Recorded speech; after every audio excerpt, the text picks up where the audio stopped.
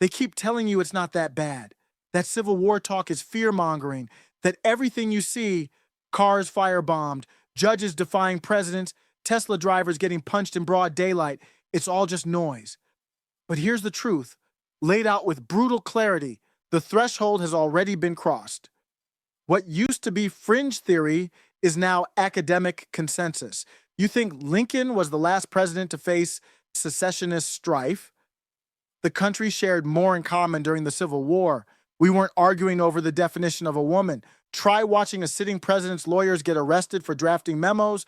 Try watching mobs attack Teslas because Elon backed the wrong guy. Tim Pool doesn't say maybe anymore. He says we're in it. And this clip, this exact stretch you're about to see, is the turning point. Because it's not just rhetoric now. It's numbers. It's violence. And it's a nation quietly sleepwalking into something we swore would never happen again. So what I would say right now is, not my opinion. According to academia, we are in a period called civil strife in the United States. There are certain criteria that academics require for a period to be referred to in this time. One of them is 70 or more deaths per year for political purposes, political reasoning. So far this year, I think the number is 30, and last year was higher than that. There have been 30 deaths in 2025 for political reasons in the USA. Yes. I don't think I'd heard of one of them. Well, there was the woman who murdered her father over election issues in the Pacific Northwest. You don't remember that one? Okay, no. Off the top of my head, that's the obvious one. I'm sorry. That was actually last year. That was 2024. Since the election, I believe we have about 30 or so deaths that were motivated by politics. So what is this, intra-family? What? Well, I mean, the one example off the top of my head, we've covered quite a bit of these, and it's the reason why we have is because a man named Rudyard Lynch, who runs a YouTube channel called What If Alt History, came on this show on Timcast IRL and argued by April, from the election to April, 1,000 people will have died for political purposes. And I said, there's no way that's going to happen. And it hasn't. We're recording this right before April's to begin. Maybe he wants to make the argument, no, I meant by the end of April. Sure, give himself an extra month. We have seen an escalation of violence. So he said that he had a bet for $1,000 that would be the case. I said, absolutely not. We've definitely seen an escalation of violence. No one would But there have been that. It depends what you mean by violence. But if you look at the Tesla destruction of the Tesla cars, burning of Tesla dealerships, there's definitely, and there's even the reemergence of Antifa, and specifically Trantifa. So we've talked to Andy Ngo about this recently. Oh, here's another example: the Trantifa who assassinated that CBP agent in Vermont. Yes. Was part of the Zizian cult. Yep. Yes.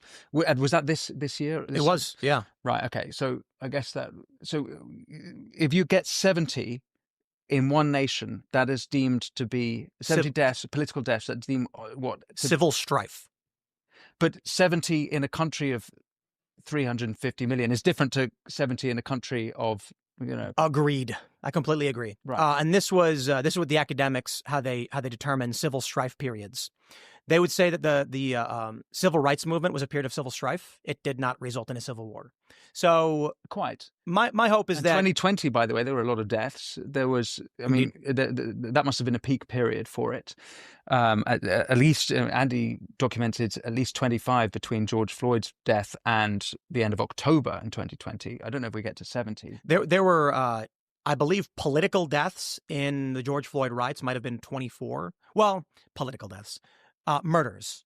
I believe the total death count from the George Floyd riots was like 36, but we try to separate out someone, accidentally getting hit by a car while the riots were going on versus, David Dorn, for instance, was shot in the chest by a rioter who was stealing TVs from a pawn shop. Okay. So, I mean, I can definitely understand the argument of a civil war if you look at populism and counter-populism.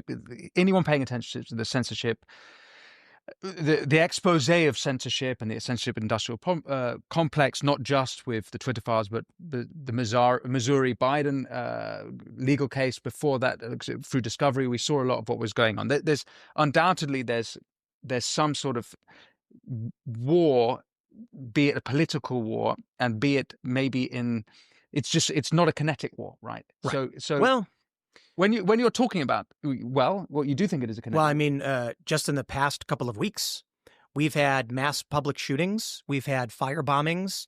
A woman just over the weekend, a green car pulls in front of her Tesla, boxing her between the curb and the car. The man jumps out of the car, runs up to her window, and starts punching her in the face repeatedly.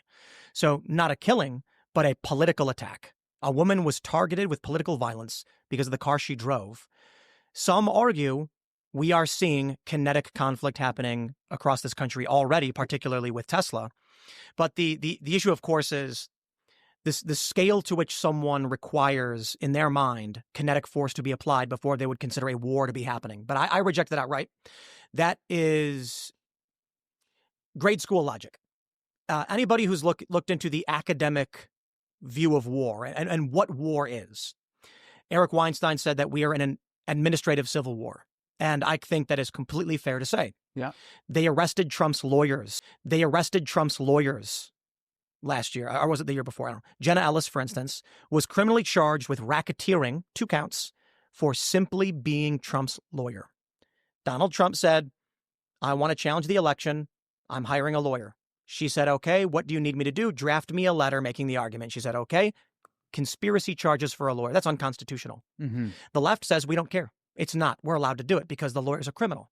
Well, I will say this. Anytime a lawyer is being arrested by the government, except if it's Saul Goodman, the dude's literally a criminal, we're talking about an unconstitutional action in this country. But I think anyone would agree.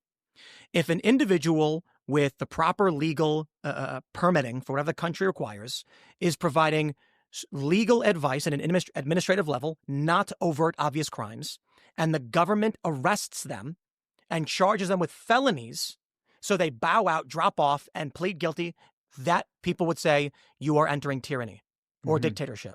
Mm-hmm. So if that's the case, and they didn't just go after Jenna Ellis, they went after several of Trump's lawyers across the board. And this goes back to even 2016 when it started with Manafort, when it was reported by Politico that Ukraine had leaked documents to the Democrats, dirt on Trump's, one of his associates, Paul Manafort, resulting in criminal charges, or the attempt to imprison Michael Flynn. Democrats have been using governmental and administrative power to shut down their political opponents going back to 2015. And the right has done nothing in response. Now, what would you call it? Say, if a man won an election, but they arrest him or boot him off. What would you say if a guy was running for office and then judges in that country said, nope, we're removing him, he can't run? We wouldn't call it democracy, would we? Quite. Right. So like Romania right now, or Marine Le Pen right now, or Bolsonaro in Brazil. As for the United States, to get away from what we're seeing over there, they falsely accused Trump of rape. This isn't punditry, it's autopsy.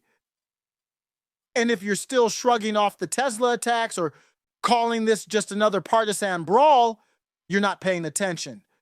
What you just heard was the civil strife stage, textbook defined with the body count to match, and Tim Pool didn't have to stretch anything, he just held up the mirror. The Lincoln comparison isn't a metaphor, it's a warning. They jailed his lawyers, they flipped the courts, they're letting street-level politics turn lethal while pretending it's justice. But if history rhymes, we know where this goes. So the question isn't whether a civil war is possible.